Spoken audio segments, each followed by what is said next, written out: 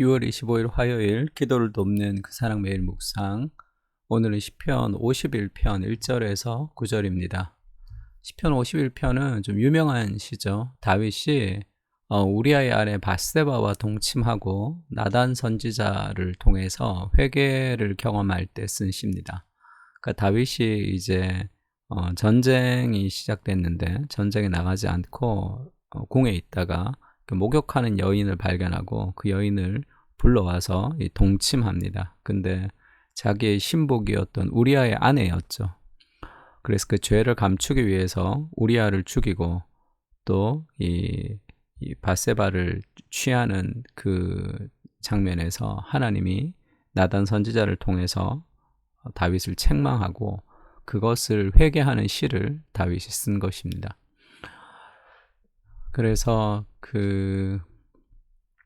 내 죄가 항상 내 앞에 있다. 그런 고백을 하죠. 그런 제목으로 오늘 좀 말씀을 좀 나누려고 합니다.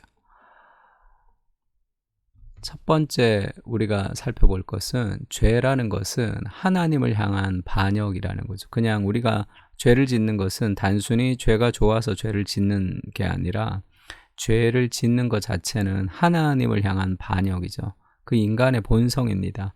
하나님을 싫어하고 하나님 말씀대로 살고 싶지 않은 하나님에 대한 적의라 그러죠. 그런 반대가 인간 마음 깊은 곳에 있는 본성입니다. 그래서 지금 다윗이 주의 인자를 따라 은혜를 베푸시며 주의 많은 긍휼을 따라 내 죄악을 지워주소서, 그렇게 자기 죄를 고백하죠. 나의 죄악을 맑게 씻으시며 나의 죄를 깨끗이 제하소서. 나는 내 죄가를 아오니 내 죄가 항상 내 앞에 있나이다. 그렇게 고백합니다. 사무엘 하에서 나단 선지자가 다윗에게 그 죄를 지적하는 장면에서 이렇게 표현합니다. 나단이 다윗에게 이르되 당신이 그 사람이라. 이스라엘의 하나님 여호와께서 이와 같이 이르시기를 내가 너를 이스라엘의 왕으로 기름 붓기 위하여 너를 사울의 손에서 구원하고, 그러니까 하나님이 다윗을 위해서 행하신 은혜를 얘기합니다. 내 주인의 집을 내게 주고 내 주인의 아내들을 내 품에 두고 이스라엘과 유다 족속을 내게 맡겼느니라. 만일 그것이 부족하였을 것 같으면 내가 내게 이것저것을 더 주었으리라. 다윗이 지금 하나님의 은혜가 결핍이 되어서 하나님이 뭔가를 주지 않았기 때문에 그가 이런 범죄를 저질러지 않았다는 거죠. 풍성한 은혜를 약속하고 하나님이 모든 것을 다 주셨습니다. 만약에 그것이 부족하였을 것 같으면 더 주었을 것이다. 그럼 다윗의 범죄는 하나님이 자기에게 주신 것이 부족하기 때문에 범죄를 한 게 아니죠. 그럼 그 범죄의 본질이 무엇인가? 9절에는 이렇게 얘기합니다. 그러한데 어찌하여 네가 여호와의 말씀을 업신여기고 나보기에 악을 행하였느냐? 하나님 보시기에 악을 행하는 모든 것은 하나님의 말씀에 대한 업신여김이 있습니다. 하나님의 말씀에 대한 반역이라는 거죠. 하나님의 통치를 받고 싶지 않다는, 내가 스스로 나를 통치하고 싶다는 삶의 고백이죠.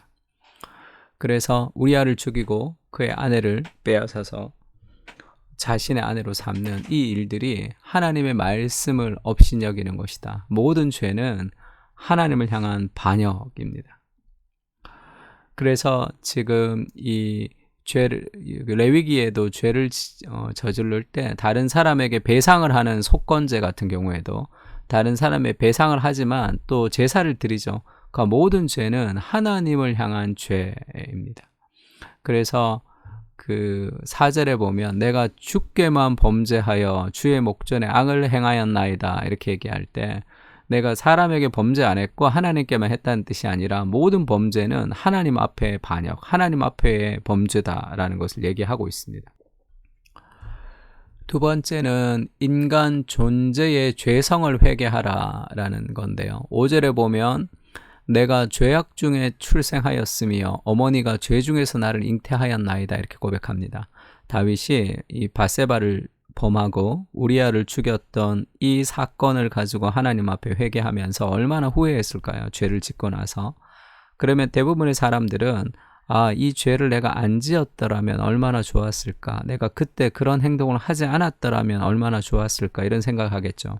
그러면서 밧세바를 범하기 전에 우리아를 죽이기 전으로 돌아갔으면 좋았겠다. 그렇게 회개를 시작했겠죠. 그러다가 내가 죄 짓지 않을 때는 내가 죄인이 아니고, 그리고 죄를 지었던 그 행위 때문에 내가 죄인이라는 것이 아니라, 내가 우리아를 죽이고 밧세바를 범했던 살인과 간음을 했던 이것은 어떤 행위의 죄가 아니라 자기 마음 속에 빙산의 일각에 불과하다는 거죠. 그것은 그 행위는 드러난 빙산의 일각에 불과하지 나라는 존재 자체가 죄악 가운데 가득한 존재라는 인간 본성의 죄성을 고백합니다.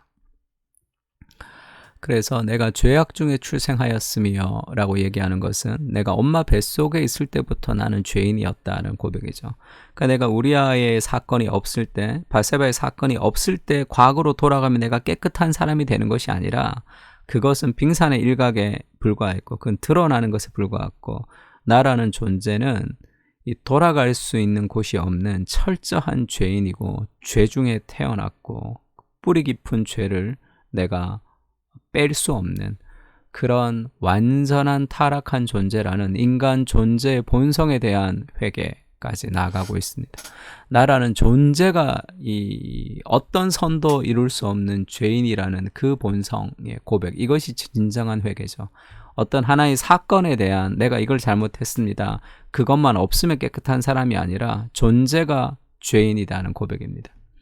어거스틴의 고백록에 보면 어거스틴이 이 배를 서리했던 소년시대 유년기의 죄를 고백하는 장면이 있죠. 거기서 이제 어거스틴이 이제 배를 서리하고 지금 고통하는 그런 고뇌하는 그림인데, 고백록이 이렇게 기록되어 있습니다. 나는 도둑질을 하고 싶었고 실제로 하였나이다. 하오나 내가 도둑질한 것은 궁핍 때문이 아니라 의의 결핍 내지는 의에 대한 혐오. 제가 PDF를 긁어와서 붙였더니 띄어서 이거 조금 잘못됐네요. 그러니까 의에 대한 혐오, 그리고 죄를 짓고 싶은 욕망 때문이었다 고백합니다. 왜냐하면 나의 도둑질이 내가 가진 것이 넉넉하고 남의 것보다 훨씬 더 좋은 것이었음에도 불구하고 행해진 일이며, 내가 도둑질을 하고자 했던 그 물건 자체가 좋아서라기보다는 도둑질하는 자체, 죄를 짓는 것 자체가 좋아서 행한 일인 까닭이니이다. 이렇게 이제 어렵게 얘기했는데, 지금 이 배를 서리했는데 그 배를 이제 친구들이랑 다 서리했는데 먹어봤더니 그게 먹지 못하는 배였습니다. 그래서 그걸 돼지들한테 다 줘버렸어요. 그러면 내가 왜 배서리를 했는가? 먹지도 못할 배를. 그것은 나의 궁핍이 아니라 나라는 존재가 죄 짓는 자체를 좋아하는 그런 존재라는 것을 고백하고 있는 거죠. 그래서 라틴어로 에게 코르메움이라고 고백합니다. 에게 코르메움 하면 내 마음을 보시옵소서 이렇게도 번역하죠. 근데 이제 코아 할 때 코르 하면 그게 이제 중심이죠. 그러니까 에게 코르메움 하면 나의 마음을 보십시오 이런 뜻인데, 그러니까 내 마음 깊은 곳에 죄를 사랑하는 마음이 있는 존재다라는 그것을 어쩔 수 없는, 나는 태어날 때부터 죄를 좋아하는 인간으로 태어났다라는 그 죄짓기를 좋아하는 인간의 본성을 향한 그런 고백입니다. 그러니까 절망이죠.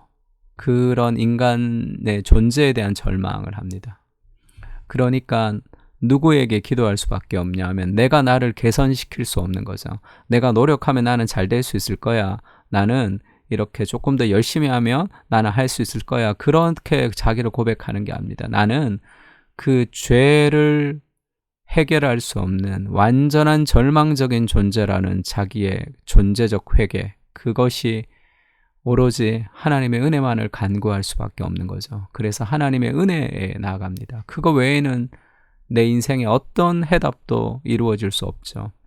보소서 주께서는 중심이 진실함을 원하시나니 내게 지혜를 은밀히 가르치시리이다. 내가 지혜가 없는 것. 우슬초로 나를 정결하게 하소서. 내가 정하리이다. 너의 죄를 씻어주소서. 내가 눈보다 희리이다.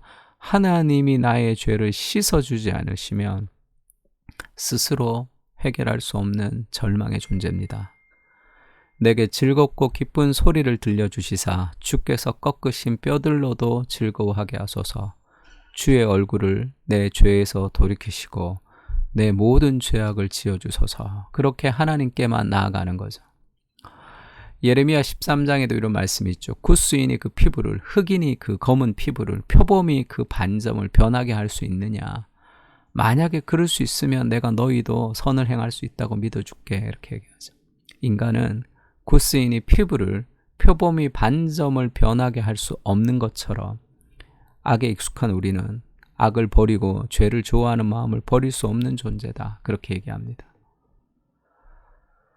그래서 그 절망 있죠. 그 인간 존재의 절망이 우리를 그리스도께로 인도하는 초등교사가 된다. 율법이 우리를 그리스도께로 인도한다는 것은 율법이 우리를 정죄해서 그 우리의 정죄가 그리스도께 인도하는 거죠. 우리의 실패와 우리의 좌절이 우리를 그리스도께로 인도하는 그런 계기가 됩니다. 그는 멸시를 받아서 사람들에게 버림을 받았고 간고를 많이 겪었고 질고를 아는 자다. 이렇게 얘기했습니다. 또 53장 5절에는 예수님이 찔림은 우리의 허물 때문이요 예수님의 상함은 우리의 죄악 때문이라. 그가 징계를 받음으로 우리는 평화를 누리고 그가 채찍에 맞음으로 우리는 나음을 받았도다. 내가 찔리고 내가 상하고 내가 징계를 받고 내가 채찍을 받아야 되는데 그것을 내가 해결할 수 없기 때문에 그리스도께서 대신 다 받아주신 거죠. 그래서 인간의 절망은 그리스도의 은혜를 간구하도록 우리를 인도합니다.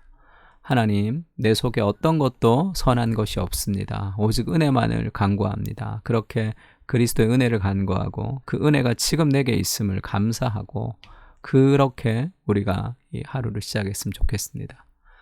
인간의 힘으로 우리를 변화시킬 수 없습니다. 주님, 우리는 개선이 필요한 존재가 아니라 구원이 필요한 존재입니다. 조금만 도와주시면 무엇을 할 수 있는 존재가 아닙니다. 그리스도께서 우리를 구원해 주지 않으시면 아무것도 할 수 없는 연약한 존재입니다. 죄 덩어리인 나를 위해 십자가에서 내가 겪어야 할 고통을 대신 당하신 그리스도의 은혜를 기억합니다. 그 은혜만이 나를 새롭게 할 수 있습니다. 은혜에 감사하며 그 은혜에 합당한 인생을 살게 하여 주시옵소서. 아멘. 우리 시편 51편을 다 같이 기도하겠습니다.